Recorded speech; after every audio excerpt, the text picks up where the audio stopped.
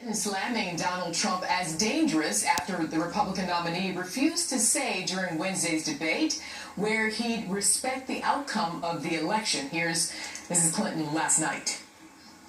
In that third debate, Donald Trump said something that no other candidate running on either side has ever said, and that is he refused to say he would respect the outcome of the election. This poses a direct threat to our democracy.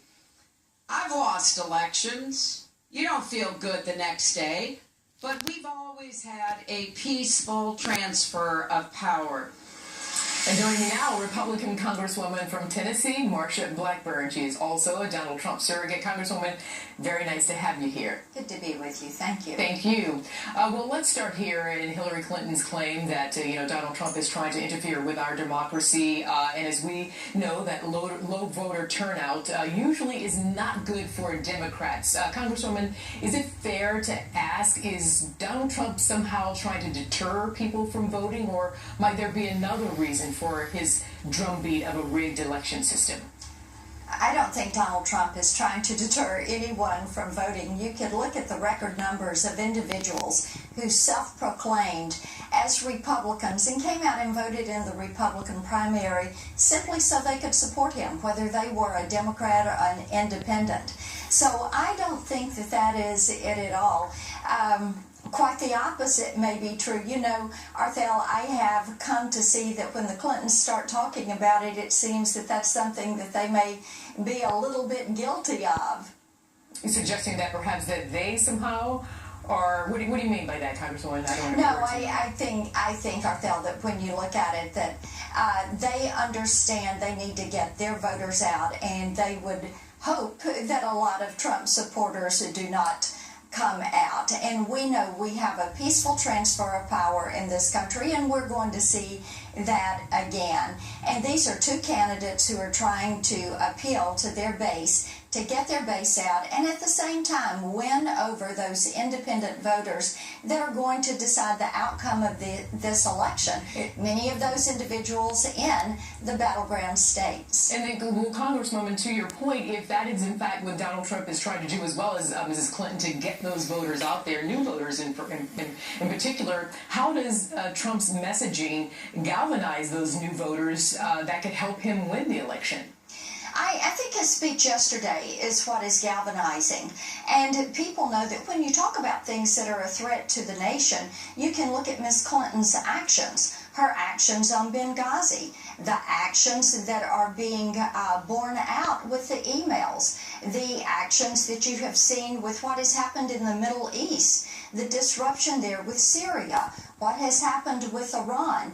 And those are things that pose other threats. Syrian refugees and bringing in additional refugees. Now, Arthel, those are things that voters are looking at and saying, oh my goodness, this is something that is not good for the health and stability of this country. Looking at $20 trillion worth of debt and hearing about adding more of an annual deficit to that accrued debt every year.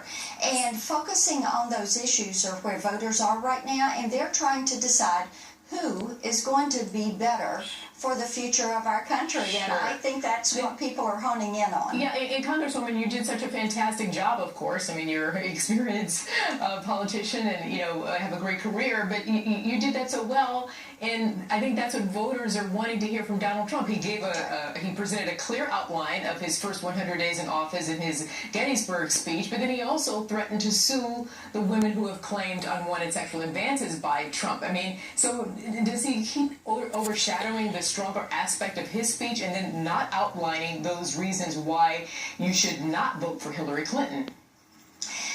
I think at this point in time, people are tired of hearing the attacks. They're tired of hearing about things that are not specific to the issues that they're concerned about. So many times, Arthel, we will hear people say, politicians just don't get it. These elections are not about them. These elections are about us, we the people. And there's never been a year more perfectly suited for that message. This is a year where the people of this country are saying, look, we want this country back on the right track.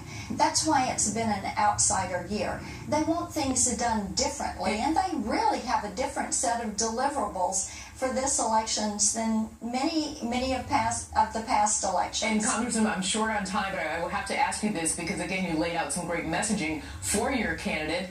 Will we hear Donald Trump in the next 16 days speak directly to those issues that the voters want to hear about, the things that affect them, and not so much him or his campaign or Hillary and her campaign?